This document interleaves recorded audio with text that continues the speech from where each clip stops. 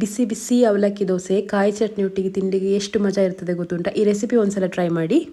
ಒಂದು ಪಾತ್ರೆಗೆ 2 ಕಪ್ ದೋಸೆ ಅಕ್ಕಿ ಅಥವಾ ವೈಟ್ ರೈಸ್, 2 ಸ್ಪೂನ್ ಉದ್ದಿನ ಬೇಳೆ ಹಾಕಿ ಒಂದು 6 ಅವರ್ಸ್ ಆಗಿ ನೆನೆಸಿಟ್ಟುಕೊಳ್ಳಿ. ಆಫ್ಟರ್ 6 ಅವರ್ಸ್ ಅದೇ ಪಾತ್ರಕ್ಕೆ 1 ಕಪ್ ಅಷ್ಟು ತೆಳು ಅವಲಕ್ಕಿ ಹಾಕಿ ಚಂದ ಮಿಕ್ಸ್ ಮಾಡಿ ಒಂದು 10 ನಿಮಿಷದಾಗಿ ನೆನೆಸಿಟ್ಟುಕೊಳ್ಳಿ. ಸೊ ಇದಿಷ್ಟನ್ನು ಕಂಪ್ಲೀಟ್ ಆಗಿ ಕ್ಲೀನ್ ಮಾಡಿಕೊಂಡು ಒಂದು ಮಿಕ್ಸಿ ಜಾರಿಗೆ ಹಾಕಿಕೊಳ್ಳೋದು. ಅರ್ಧ ಕಪ್ ನೀರು ಹಾಕಿಕೊಂಡು ಇದನ್ನು ಚಂದ ಗ್ರೈಂಡ್ ಮಾಡಿಕೊಳ್ಬೇಕು. ಹಿಟ್ಟು ಜಾಸ್ತಿ ನೀರಾಗ್ಲಿಕ್ಕಿಲ್ಲ, ಈ ತರ ಹದಕ್ಕೆ ಬರಬೇಕು. ಇನ್ನು ಈ ಹಿಟ್ಟಿಗೆ ರುಚಿಗೆ ತಕ್ಕಷ್ಟು ಉಪ್ಪು ಹಾಕಿ ಚಂದ ಇದನ್ನು ಮಿಕ್ಸ್ ಮಾಡಿಕೊಡಿ. ಒಂದು 10 ನಿಮಿಷ ಇದೇ ತರ ಮಿಕ್ಸ್ ಮಾಡಿಕೊಂಡು ಓವರ್ ನೈಟ್ ಫರ್ಮೆಂಟೇಷನ್ಗೆ ಬಿಡಬೇಕು. ಜಸ್ಟ್ 3 ಇಂಗ್ರೀಡಿಯೆಂಟ್ಸ್ ಅಕ್ಕಿ, ಉದ್ದಿನ ಬೇಳೆ ಮತ್ತೆ ಅವಲಕ್ಕಿ, ಇದಿಷ್ಟು ಇದ್ರೆ ಉಂಟಲ್ಲ ಬಿಸಿ ಬಿಸಿಯಾದ ದೋಸೆ ರೆಡಿ ಆಗ್ತದೆ. ದೋಸೆ ಹಿಟ್ಟು ತವದ ಮೇಲೆ ಹಾಕ್ತಿರುವಾಗಲೇ ಇದರ ಮೇಲೆ ಫುಲ್ ಒಟ್ಟೆ ಬೀಳ್ತಾ ಹೋಗ್ತದೆ. ಅಂದ್ರೆ ದೋಸೆ ಫಸ್ಟ್ ಕ್ಲಾಸ್ ಆಗಿ ಬಂದಿದೆ ಅಂತ ಅರ್ಥ.